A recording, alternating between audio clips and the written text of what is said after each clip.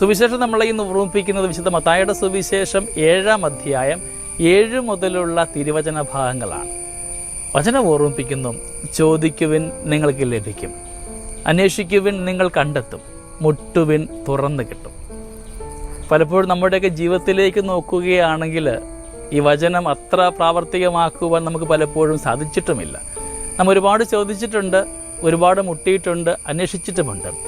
ആശ്വാസദായകമായ ഉത്തരം നമുക്ക് പലപ്പോഴും ലഭിച്ചിട്ടുണ്ടാവണമെന്നില്ല. എന്തുകൊണ്ടായിരിക്കാം നമുക്ക് ഉത്തരം ലഭിക്കാതെ പോയത്? വചനം ഉറപ്പിച്ച് പറയുമ്പോഴും നമ്മുടെ ജീവിത മേഖലയിൽ അത് സാധ്യമാകാതെ പോയതിൻ്റെ കാരണം നമുക്ക് ധ്യാനിക്കാം. നമുക്ക് ചോദിക്കുന്നുണ്ട്, ചിലപ്പോഴെങ്കിലും നമ്മുടെയൊക്കെ ചോദ്യം ദൈവം ആഗ്രഹിക്കുന്ന തരത്തിലാവണമെന്നില്ല. സബദിപുത്രന്മാരുടെ ചോദ്യം പോലെ അവരാഗ്രഹിച്ചതായിരിക്കുകയില്ല ആ ചോദ്യത്തിൻ്റെ അർത്ഥം. അവർ മനസ്സിൽ കണ്ട വിഭാവനം ചെയ്ത സ്വപ്നങ്ങളൊന്നും ആയിരുന്നില്ല ഈശോയോട് ചോദിച്ചപ്പോൾ ഉണ്ടായ ചോദ്യത്തിൻ്റെ അർത്ഥം. നമ്മുടെയൊക്കെ ജീവിത മേഖലയിലും നാം ചോദിക്കേണ്ട വ്യക്തികളാണ് ചോദിക്കുന്നത് ധ്യാനിക്കാം. ആ ചോദിക്കുന്നതിൻ്റെ അർത്ഥം മനസ്സിലാകുന്നുണ്ട് നമുക്ക്. നാം എന്താണ് ചോദിക്കുന്നത് തിരിച്ചറിവുണ്ടാകുമ്പോഴാണ് അതിൻ്റെ ഫലം അനുഭവിക്കുവാനായിട്ട് നമുക്ക് യോഗ്യത ഉണ്ടാവുകയുള്ളൂ. വീണ്ടും പറയുന്നുണ്ട്, അന്വേഷിക്കുവിൻ.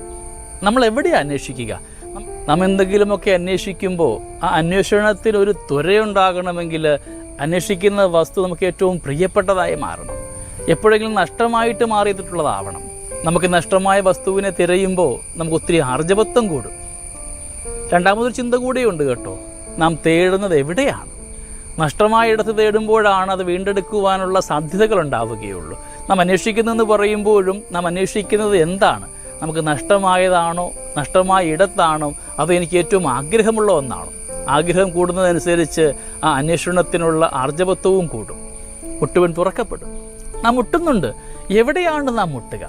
നമുക്ക് തുറന്നു കിട്ടേണ്ട ഇടത്ത് തന്നെയാണോ നാം ഒക്കെ മുട്ടുക എന്ന് ധ്യാനിക്കേണ്ടിയിരിക്കുന്നു. ചിലപ്പോഴെങ്കിലും നാം മുട്ടുന്ന ഇടങ്ങൾ ദൈവത്തിന് ഇഷ്ടപ്പെട്ട ഇടമാകണമെന്നുമൊന്നുമില്ല.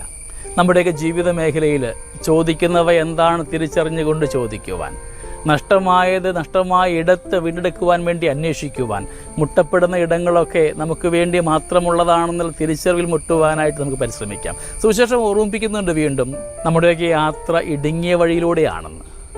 ഇടുങ്ങിയ വഴി കാണുമ്പോൾ പതറിപ്പോവാതെ ആ ഇടുങ്ങിയ വഴിക്ക് അപ്പുറത്തേക്കുള്ള വിശാലമായ ദൈവിക നന്മ അനുഭവിക്കുവാനായിട്ട് നമുക്ക് നമ്മളെ തന്നെ പരുവപ്പെടുത്താം. പ്രിയമുള്ള മാതാപിതാക്കളെ, ദൈവത്തെ മറന്നുകൊണ്ടുള്ളൊരു ജീവിതം നമ്മുടെ കുഞ്ഞുങ്ങൾക്ക് ഉണ്ടാവാതിരിക്കട്ടെ. ഞായറാഴ്ച പോലും ദൈവത്തെ മറന്നുകൊണ്ട് കൂദാശയിൽ നിന്ന് മാറിക്കൊണ്ട് മക്കളെ പഠിക്കുവാൻ വിടുന്ന മാതാപിതാക്കളെ കണ്ടിട്ടുണ്ട്. പ്രിയമുള്ളവരെ, ദൈവത്തോട് കൂടെ ആയിരിക്കുമ്പോൾ മാത്രമാണ് ദൈവം അനുഗ്രഹമായിട്ട് മാറുക. നമ്മുടെ കുഞ്ഞുങ്ങളെ ഈശോയോട് ചേർത്ത് വയ്ക്കാം. ദൈവികമായ നന്മയിൽ നമ്മുടെ കുഞ്ഞുങ്ങൾ വളരട്ടെ. ഈ ദിവസങ്ങളൊക്കെ നാം ഒരുങ്ങുകയാണ് പരിശുദ്ധാത്മാവിന് വേണ്ടി. ആത്മാവിൻ്റെ ആവാസം അനുഗ്രഹമായിട്ട് നമ്മുടെ കുഞ്ഞുങ്ങളുടെ മേലെ ഉണ്ടാവട്ടെ. പോയ വർഷങ്ങളുടെ പാളിച്ചകളെയും കുറവുകളെയൊക്കെ നികത്തിക്കൊണ്ട് നമ്മുടെ കുഞ്ഞുങ്ങളൊക്കെ അനുഗ്രഹമാകുവാനായിട്ടും അവർ ചോദിക്കുന്നത്, അന്വേഷിക്കുന്നത്, അവർ മുട്ടുന്നതൊക്കെ ഈശ്വരന് ഇഷ്ടപ്പെടുന്നത് മാത്രമാകുവാൻ അവരെ യോഗ്യരാക്കണമെന്ന് പ്രാർത്ഥിക്കാം. മാതാപിതാക്കളെ, മക്കളെ ദൈവികമായ നന്മയിൽ മാത്രം വളർത്തുവാൻ, കൂദാശയിൽ നിന്ന് വിട്ടുനിൽക്കപ്പെടാതെ കൂദാശകളോട് കൂടെയായിരുന്നു കൊണ്ട് ദൈവികമായ നന്മ അനുഭവിക്കുവാൻ നമ്മുടെ മക്കളെ ഈശോയ്ക്ക് കാഴ്ചവെക്കാം. ദൈവം അനുഗ്രഹിക്കട്ടെ. നമ്മുടെ കർത്താവ് ഈശോ മിശിഹായുടെ കൃപയും പിതാവായ ദൈവത്തിൻ്റെ സ്നേഹവും പരിശുദ്ധാത്മാവിൻ്റെ സഹവാസവും നമ്മുടെ കൂടെ എന്നും ഉണ്ടായിരിക്കട്ടെ, ഇപ്പോഴും എപ്പോഴും എന്നേക്കും. ആമേൻ.